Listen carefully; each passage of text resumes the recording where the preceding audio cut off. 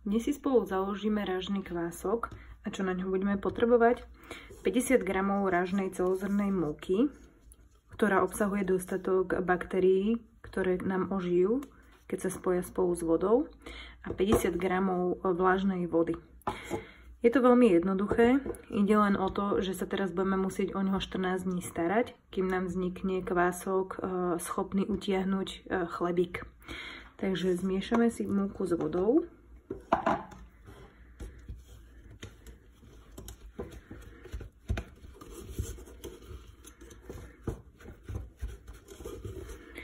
Táto moja múka je extrémne suchá, čiže ešte asi pridám trošku nejakú kvapku vody.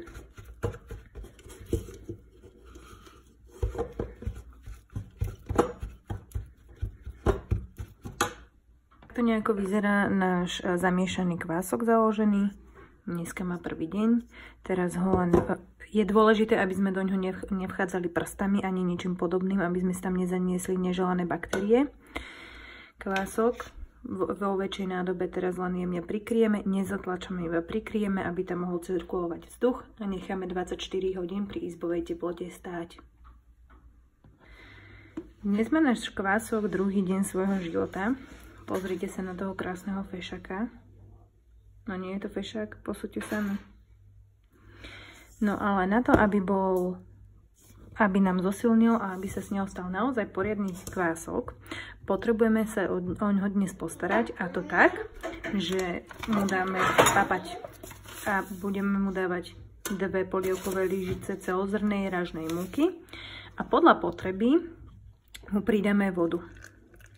Tak, aby jeho konzistencia nebola ani príliš hustá, ani príliš riedka.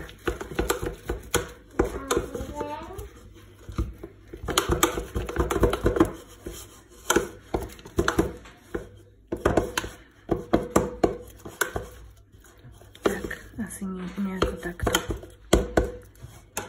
Do kvásku opäť nejdeme prstami, ale len pekne zotreme silikónovou stierkou. Šup. Prikryjeme, nezatlačame, iba voľne prikryjeme a necháme 24 hodín stať pri izbovej teplote.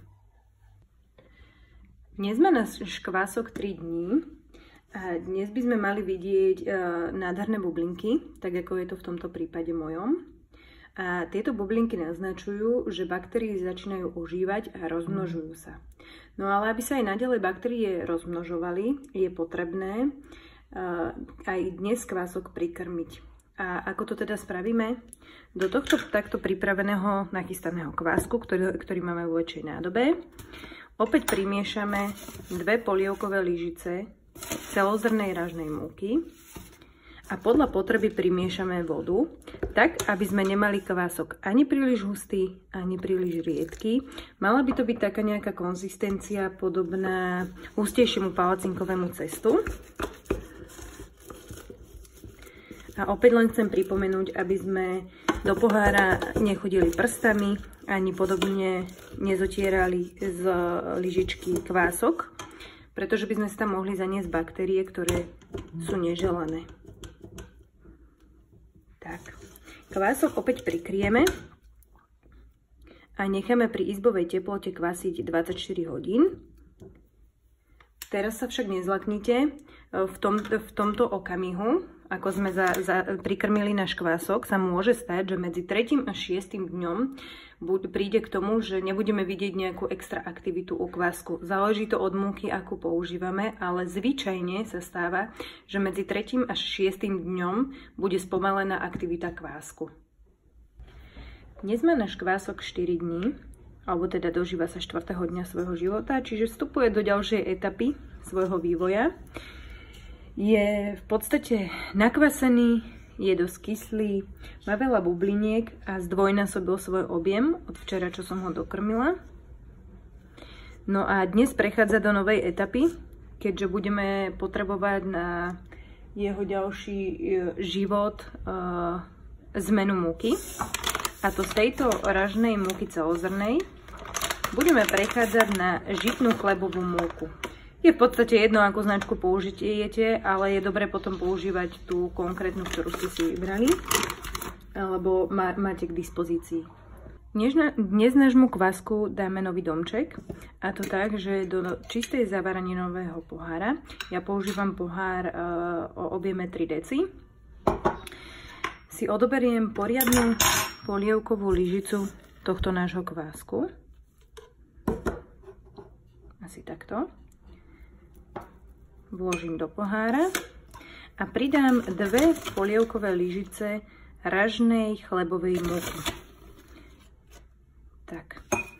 Teraz pridám podľa potreby vodu, tak aby nám vznikla konzistencia hustejšia ako palacinkové cesto.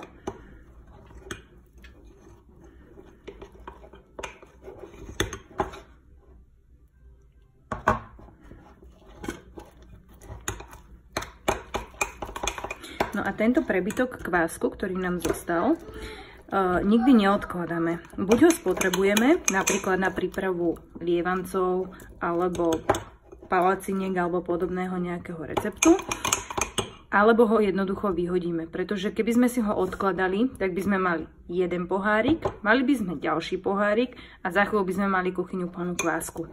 Čiže vždy budeme mať takto iba jeden práve aktuálne nakrmený kvások, ktorý si odložíme a budeme používať. Tak, kvások máme pripravený. Nikdy do ňoho nejdeme rukami, ale vždy pekne stierkou postierame aj zo strán fliaš. Tak, iba jemne priložíme a necháme 24 hodín pri izbovej teplote stáť. Prešlo nám 24 hodín od posledného krmenia kvásku. Kvások momentálne vyzerá asi nejako takto. Má veľa bubliniek, dokonca môže byť až spenený, čo môj dnes nie je, ale to je v poriadku, pretože každá múka reaguje úplne inak. No ale na to, aby sa kvások ďalej zosilňoval a naberal na kvalite, je potrebné ho opäť dnes dokrmiť. A to tak, ako sme to robili včera. Odoberieme polievkovú lyžicu kvásku. Pridáme 2 polievkové lyžice žitnej chlebovej múky, podľa potreby vodu a poriadne zamiešame, aby nám nikde nezostali žiadne suché miesta. Konzistencia by mala byť opäť hustejšia ako palacinkové cesto.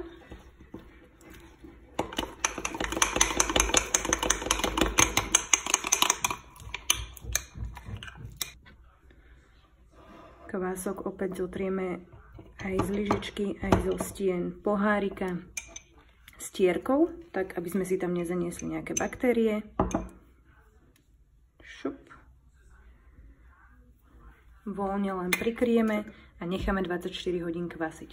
Čo sa týka tohto kvásku, ktorý nám ostal v pohári zo včerajšieho dňa, ten buď spotrebujeme do nejakého receptu, napríklad na lievance, palacinky, alebo po prípade šišky a podporíme to trošku buď droždím, alebo práškom do pečiva. No ale keď už teda nemáme čas, ani chuť, ani nechceme sa s tým zaoberať, tak proste jednoducho tento zbytok vyhodíme. Pretože keď by sme si ho odkladali, tak budeme mať kváskou plnú chladničku za chvíľu. Vidíme sa o 24 hodín. Prešlo nám 24 hodín, odkedy sme naposledy dokrmili kvások a dnes má náš kvások 6. deň svojho života.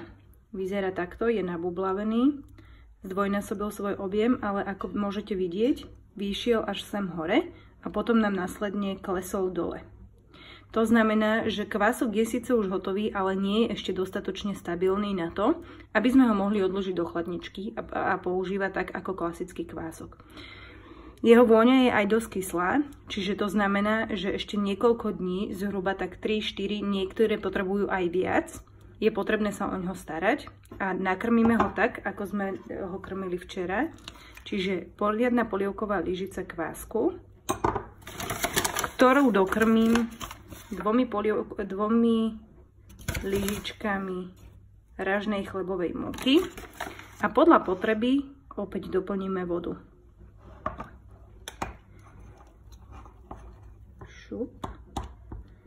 Konzistencia by mala byť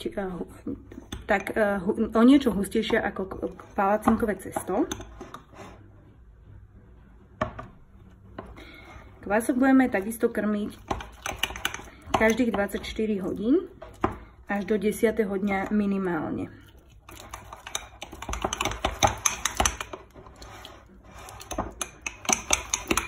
A to preto, aby nám vznikol stabilný kvások, ktorý nám vydrží potom 7 dní bez toho, aby sme s ním niečo robili v chladničke.